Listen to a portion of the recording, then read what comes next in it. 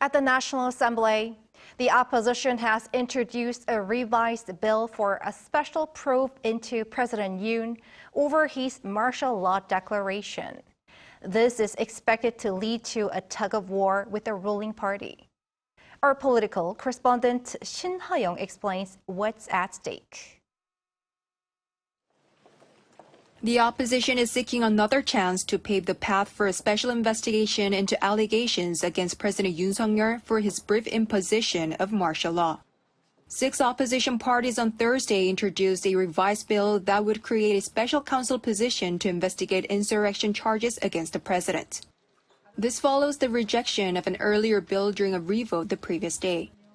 The revised bill hands the recommendation of the 2 candidates for the special counsel post to the Chief Justice of the Supreme Court instead of the opposition parties.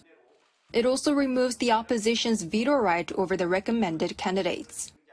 Instead, the revised bill broadens the investigation to cover new allegations that President Yoon tried to provoke military aggression from North Korea ahead of his declaration of martial law in December. It has already been revealed that Yoon Suk Yeol tried to provoke a military attack from North Korea to justify the December 3rd insurrection. The truth must be fully exposed. The opposition plans to put up the revised bill for a vote next week.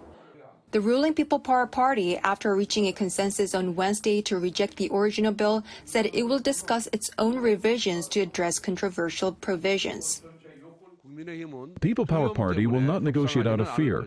We will also not fear to discuss to remove controversial provisions from the rejected bill. Within the Constitution, we will start meaningful talks on the special prosecutor bills. Amid the ongoing political standoff over President Yoon, attention is turning to whether the ruling and opposition parties can cooperate through new joint talks involving both the rival parties and the government. The joint consultative body, which will discuss current state affairs and measures to improve the people's livelihoods, will include acting President Choi Sang-mok, National Assembly Speaker Woo Won-sik, PPP interim chairman Kwon Young-se, and DP chairman Lee Jae-myung.